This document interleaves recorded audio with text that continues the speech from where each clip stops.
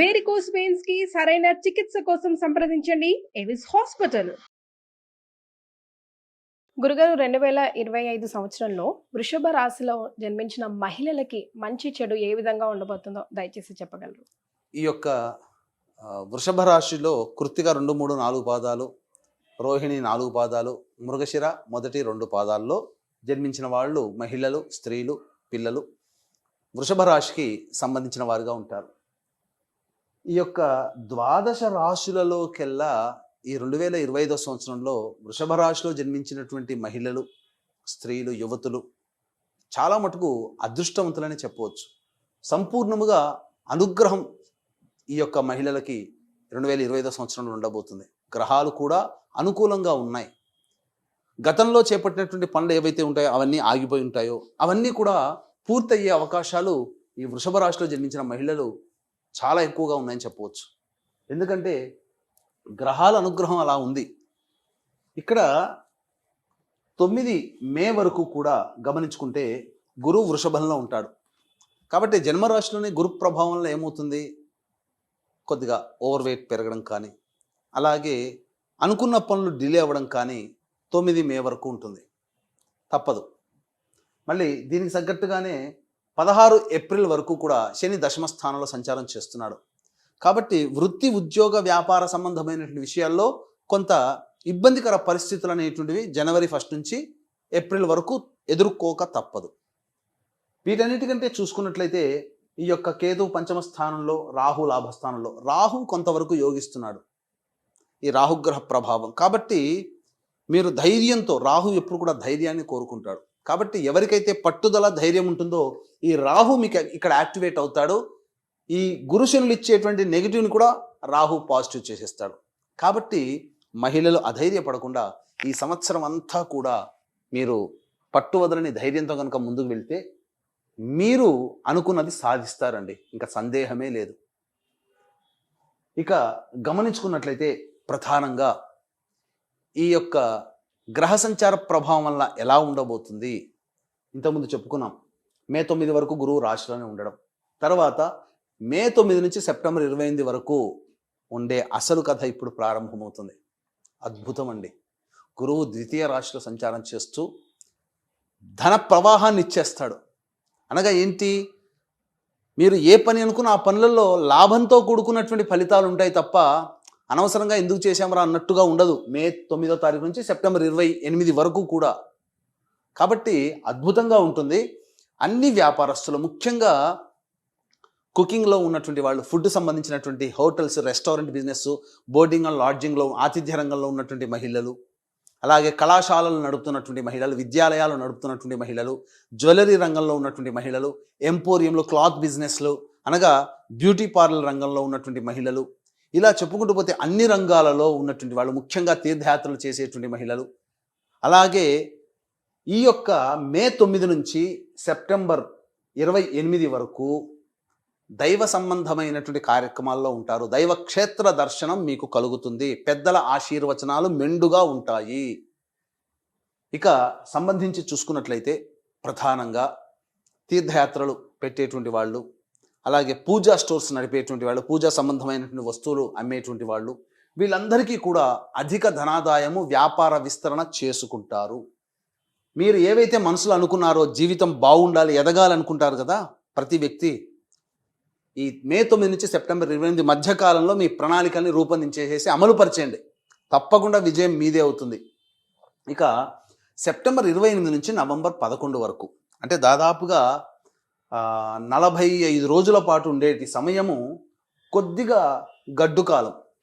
ఈ యొక్క సమయంలో పరిచయమైనటువంటి వ్యక్తులతో కొంత జాగ్రత్తలు పాటించండి ముఖ్యంగా. ఇక పెద్దల ఆశీర్వచనము, కొన్ని రాచకార్యాలు తలపెట్టే అవకాశాలు ఈ యొక్క సెప్టెంబర్ 28 నుంచి నవంబర్ 11వ తారీఖు వరకు ఉన్నటువంటిది 45 రోజుల పాటు ఉండేటి సమయం. కాబట్టి పరిచయాలు కలుగుతాయి. ఆ సమయంలో ఎటువంటి పరిచయాలు మీరు కొంత ఒక కన్నేసి ఉంచాలి. దాని మీద అంటే ఏంటి, దాని అర్థము మంచి చెడు ఎలా ఉంటాయని బేరీజు వేసుకొని ఆ పరిచయాల్ని ముందుకు సాగనివ్వండి. అది గుర్తుపెట్టుకోండి. ఇక తదనంతరం నవంబర్ 12 నుంచి డిసెంబర్ 28 వరకు ఆల్మోస్ట్ చెప్పాలంటే ఇది కూడా ఒక 40 రోజుల పాటేనండి. 50 రోజుల పాటు నవంబర్ 12 నుంచి డిసెంబర్ 28 వరకు ఏమవుతుంది ఆ సమయము మీకు మే 9 నుంచి సెప్టెంబర్ 28 మధ్యకాలంలో ఎలా ఉంటుందో మళ్ళీ అలాంటి కాలమే నవంబర్ 12 నుంచి డిసెంబర్ 28 అంటే దాదాపు ఆల్మోస్ట్ ఒక మే 9 వరకు అంటే దాదాపుగా ఒక 4 నెలలు ఇటు ఒక 45 రోజులు అంటే దాదాపు 5.5 నెలలు మీకు గురుగ్రహం అనుకూలంగా ఉండకపోవడం మిగతా అంతా కూడా అనుకూలంగా ఉండడం ఇవి జరుగుతాయి. ఇక చూసుకున్నట్లయితే శని ప్రభావాన్ని చూసుకున్న మీకు దశమ స్థాన సంచారము ఏప్రిల్ 16 వరకు శని సంచారం జరుగుతున్న కారణం చేత ఏ వృత్తిలో ఉన్నటువంటి వాళ్ళకైనా కానీ కాస్త ఇబ్బందికర పరిస్థితుల ప్రయత్నంలో ఎక్కువగా ఆలస్యం అవుతుంటుంటాయి ఫలితాలు రావడానికి. కానీ ఎప్పుడైతే ఏప్రిల్ 16 తర్వాత శని లాభస్థానంలోకి మారుతాడో అద్భుతంగా మీకు ఉంటుంది. మళ్ళీ 16 మే నుంచి రాహు కూడా మారుతున్నాడు కాబట్టి ఇక అన్ని విధాలుగా మంచి జరుగుతుంది. ఉద్యోగంలో ఉన్నటువంటి వాళ్ళు, కేంద్ర రాష్ట్ర ప్రభుత్వాల్లో పనిచేసేటువంటి మహిళలు, ఉద్యోగంలో ఉన్నటువంటి వాళ్ళు వీరికి 16 మే తర్వాత లేదా 16 ఏప్రిల్ తర్వాత ప్రమోషన్స్తో కూడుకున్నటువంటి బదిలీలు ఉంటాయి. ఏప్రిల్ తర్వాత మీరు కోరుకున్న చోటికి కనీసం బదిలీలన్నా అవుతాయి. ఇక సాఫ్ట్వేర్ రంగంలో పనిచేసేటువంటి మహిళలకైతే ఖచ్చితంగా ప్రమోషన్స్ ఏప్రిల్ తర్వాత ఉండబోతున్నాయి. ఇక అందులో సందేహమే లేదు, మీ పేరు లిస్టులో ఉంటుంది. ఇక ప్రధానంగా చూసుకున్నట్లయితే నిరుద్యోగంలో ఉన్నటువంటి మహిళ అనగా ఉద్యోగం కోసం ఎదురు చూస్తున్నటువంటి మహిళలు అయితే ఎవరు ఉన్నారో వాళ్ళందరికీ కూడాను బాధ్యతతో కూడుకున్నటువంటి ఉద్యోగం లభించి తీరుతుందండి. ఏదో సాదాసీదగా కాకుండా మంచి ఉద్యోగంలో స్థిరపడతారు నిరుద్యోగ మహిళలు అని చెప్పవచ్చు. ఇక ఈ సంబంధించినటువంటి చూసుకున్నట్లయితే రాజకీయ రంగంలో ఉన్నటువంటి మహిళలు ఈ యొక్క శని ప్రభావము గురు ప్రభావం వెరసి మే 9 నుంచి సెప్టెంబర్ 28 కాలం మధ్యకాలంలో మీరు నామినేటెడ్ పదవిలో కానీ లేకపోతే ఏదైనా కానీ ప్రజల అభిమానాన్ని చూరగలిగేటువంటి పదవిలో ఉంటారు. ఎలక్షన్స్లో విజయం మీదే అవుతుంది. కాబట్టి ఆ సమయంలో ఏవైనా మీకు ఎలక్షన్స్ కనుక ఉన్నట్లయితే చూసుకోండి, ఖచ్చితంగా విజయాన్ని పొందుతారు. ఇక సంబంధించినటువంటి చూసుకున్నట్లయితే సినీ కళారంగంలో ఉన్నటువంటి టీవీ రంగంలో పనిచేస్తున్నటువంటి మహిళలకి అద్భుతమైనటువంటి అవకాశం మే 9 వరకు గడ్డు కాలంగా ఉన్నప్పటికీ మే 9 తర్వాత కొత్త ప్రాజెక్టులు లభిస్తాయి. తద్వారా మీకు తెలియకుండానే ఇతరులతో కలిసి పనిచేయాలనేటువంటి ఆలోచన, ఆ ఇతరులతో కలిసి పనిచేయడం ద్వారా మీకు ధన రాబడి ఎక్కువగా ఉండడం, నూతన ప్రాజెక్టులకి సైన్ చేయడం, మీరు ఏవైతే కొత్త ప్రాజెక్టులు సైన్ చేస్తారో అవి విజయవంతం అవుతాయి. గుర్తుపెట్టుకోండి. ఇక్కడ దీని అర్థం ఏంటంటే మీరు గొప్పగా పేరు ప్రతిష్టలు పొందుతారు అంటే మీరు ఏవైతే సైన్ చేస్తారో అవి విజయవంతం అవుతాయి. అంటేగా విజయవంతమయ్యేటువంటి ప్రాజెక్టులే మీ యొక్క చేతికి వస్తాయి. సినీ కళారంగ టీవీ రంగంలో, అలాగే సోషల్ మీడియా మరియు ఈ సంబంధించినటువంటి పేపర్ ప్రింటింగ్ అండ్ రంగంలో ఉన్నటువంటి వాళ్ళకి అన్ని విధాలుగా ఉంటుంది. ఇక ముఖ్యంగా చూసుకున్నట్లయితే లాయర్లలో ఉన్నటువంటి వాళ్ళకి, అడ్వకేట్స్కి, అలాగే రైతులు, అలాగే ఈ సంబంధించినటువంటి ఎలక్ట్రానిక్స్ అండ్ ఎలక్ట్రికల్ వృత్తిలో ఉన్నటువంటి వాళ్ళు, వీళ్ళకందరికీ కూడాను లాభదాయకమైనటువంటి పరిస్థితి ఉంటుంది. కాబట్టి చక్కగా ఆరోగ్యవంతమైనటువంటి జీవితంలో ఉంటారు, ఇక సందేహమే లేదు. అయితే ప్రధానంగా చూసుకున్నట్లయితే వివాహం కావాల్సినటువంటి అమ్మాయిలకి ఎప్పుడు వివాహం అవుతుంది అన్నప్పుడు చూసుకుంటే వివాహ సంబంధాలు కుదురుతాయి సెప్టెంబర్ 28 నుంచి నవంబర్ 11 వరకు.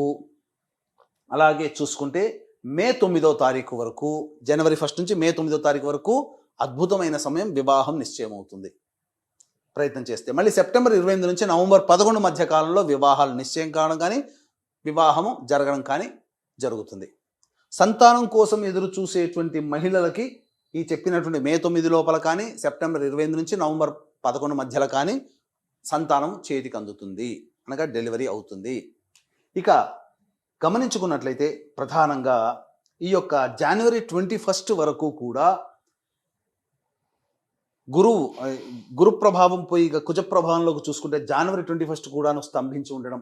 ఈ కారణం చేత గురువు ఇక్కడ ఏంటనంటే మీకు కొంత అవయోగాన్ని కలగచేస్తున్న వృషభ రాశి వారికి కర్కాటక కుజ ప్రభావం వలన మీకు అనుకున్నటువంటి పనులు ఏవైతే ఉంటాయో మీ యొక్క సోదర సోదరిమణులు కానీ సహాయకులు కానీ మీకు చేసి పెడతారు, పనులు కంప్లీట్ అవుతాయి. మళ్ళీ ఇటువంటి ఎప్పుడు ఉంటుంది చూసుకుంటే ఏప్రిల్ 1వ తారీఖు నుంచి జూన్ 3వ తారీఖు వరకు ఉన్న మధ్యకాలము కూడా అద్భుతమైనటువంటి కాలము. ఈ సమయంలో మీకు సంఘంలో పేరు ప్రతిష్టలు పొందినటువంటి వ్యక్తుల యొక్క పరిచయము, తదనంతరం వాళ్ళ ద్వారా మీ అనుకున్నటువంటి పనులు చక్కదిద్దుకుంటారు. ఎప్పుడు ఏప్రిల్ 1 నుంచి జూన్ 3 మధ్య కాలంలో. గుర్తుపెట్టుకోండి, ఇక్కడ శని కూడా మారుతున్నాడు. శని లాభస్థానంలోకి వస్తున్నాడు 16 ఏప్రిల్ నుంచి.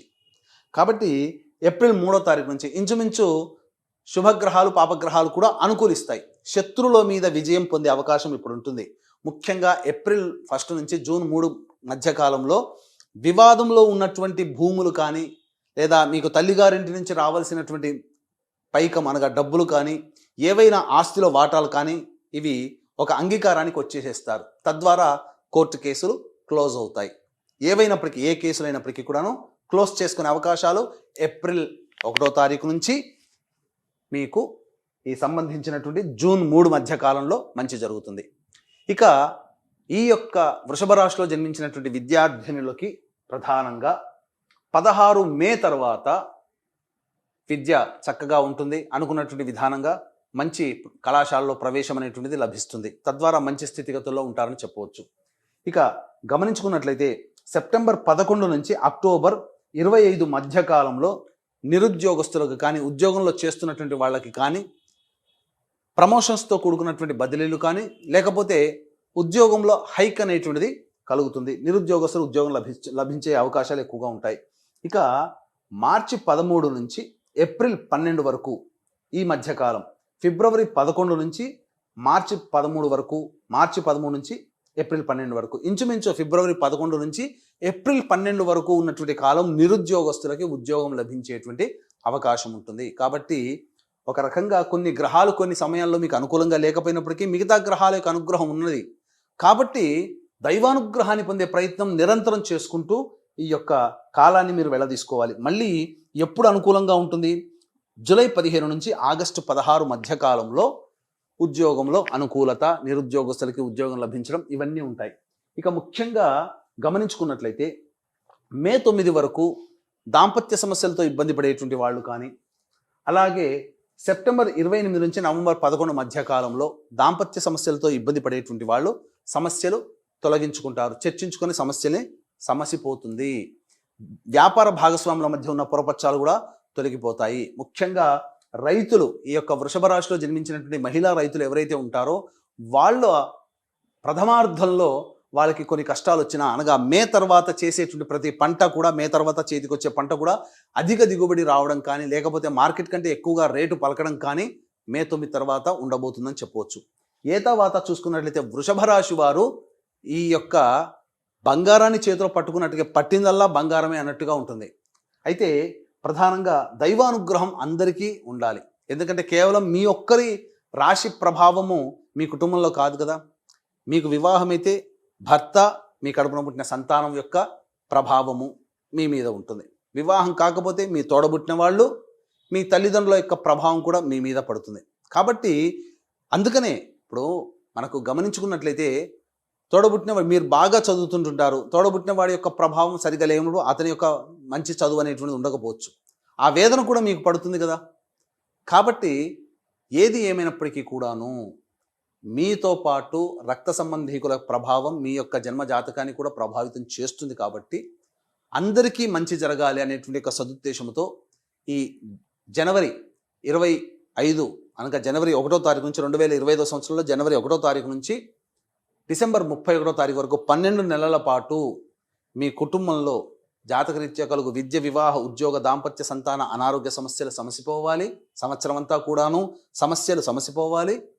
ముఖ్యంగా గోచార రీత్యా 12 రాశులు శని ప్రభావానికి గురవుతున్నారు. ఏప్రిల్ 11 వరకు కొన్ని రాశులు అవుతాయి, ఏప్రిల్ 11 తర్వాత కొన్ని రాశులు అదనంగా యాడ్ అవుతాయి. కాబట్టి మొత్తం 12 రాశులు ఏలిన శని ప్రభావానికి గురవుతారు, శని ప్రభావానికి. కాబట్టి శని దోష పరిహారార్థమై మొత్తము ప్రతి నెల ఒక్కొక్క పుణ్యక్షేత్రంలో సర్వదోష నివారణ పూజల హోమాలు అనేటువంటివి మీ కుటుంబ సభ్యుల గోతనామాలతో చేయించడం జరుగుతుంది. జనవరి 13వ తారీఖు రోజున శ్రీకాళహస్తిలో కానీ లేదా శ్రీశైలంలో కానీ ఈ యొక్క కార్యక్రమం ప్రారంభమవుతుంది. ఇక ప్రతి నెల ఒక్కొక్క పుణ్యక్షేత్రంలో మీ కుటుంబ సభ్యులందరి గోతనామాలతో కార్యక్రమం చేయించడం జరుగుతుంది. కాబట్టి అవకాశం ఉన్న వాళ్ళు కార్యక్రమ తదనంతరం కాంటాక్ట్ చేసి మీ గోతనామాలు నమోదు చేసుకోవచ్చు. అలాగే తండ్రి వైపు 6 తరాలు, తల్లి వైపు 3 తరాలలో ఏవైనా దుర్మరణాలు ఉన్నా, అనగా అలాగే లివర్ ప్రాబ్లం, కిడ్నీ ప్రాబ్లం, క్యాన్సర్తో చనిపోయినా, 60 సంవత్సరాల లోపల ఏ విధంగా చనిపోయినా వాటిని పితృదోషములను అంటారు. పితృదోషాలకి కూడా నిజాయితీగా ప్రతి నెల కార్యక్రమాలు చేయించడం జరుగుతుంది. వాటి వివరాలు కూడా కార్యక్రమ తదనంతరం కాంటాక్ట్ చేసి తెలుసుకోవచ్చు. చాలా సంతోషం గురుగారు. గురుగారు, వృషభ రాశిలో జన్మించిన మహిళలకి 2025 పట్టిందల్లా బంగారం లాగా ఉంటుంది అన్నప్పటికీ కూడా దైవ బలం అందరికీ అవసరమే అని కూడా లాస్ట్‌లో మీరు సూచించారు కదా! మరి తదుపరి రెమెడీస్ తెలియజేస్తారా ఏమైనా? వీటికి సంబంధించి చూసుకున్నట్లయితే జాతకరీత్యా ప్రధానంగా ప్రతిరోజు సూర్యుడికి నమస్కారం, అలాగే కాలభైరవాష్టకం రోజుకి 3 సార్లు పఠించడం అనేటువంటిది ఈ యొక్క వృషభ రాశిలో జన్మించినటువంటి మహిళలు చేయాలి. ఈ చెప్పినటువంటి ఫలితాల కంటే ఇంకా విభిన్నంగా మీ యొక్క జీవితం ఉన్నది అని అనుకుంటే దగ్గరలోని మంచి ఉపాసనాపరులైనటువంటి జ్యోతిష్యుని సంప్రదించి వారి సలహాలు సూచనలు కనుక పాటించినట్లయితే 2025 సంవత్సరం అంతా కూడా శుభంగా ఉండాలని కోరుకుంటూ సర్వం శ్రీ ఉమామహేశ్వర పరబ్రహ్మార్పణమస్తు. నమస్కారం.